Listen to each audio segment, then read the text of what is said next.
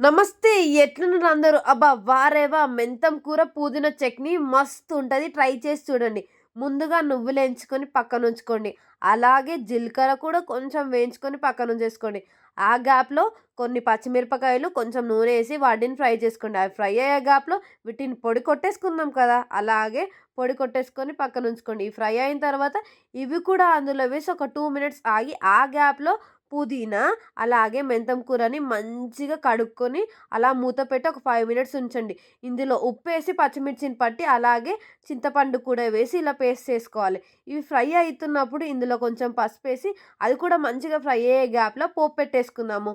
జీలకర్ర, నూనె, ఎండుమిర్చి, కొంచెం పసుపేసేసుకొని ఇది పోపు పెట్టేసుకొని పక్కనుంచేసుకుందాం. ఇది చల్లగా అవ్వగానే వీటిని కూడా పేస్ట్ చేసేసుకొని, ఏదైతే మనము పోపు చేసాం కదా! అది కూడా ఇందులో వేసేస్తే మన సూపర్ టేస్టీయస్ మెంతం కూర, పుదీనా చట్నీ రెడీ అండి. సబ్స్క్రైబ్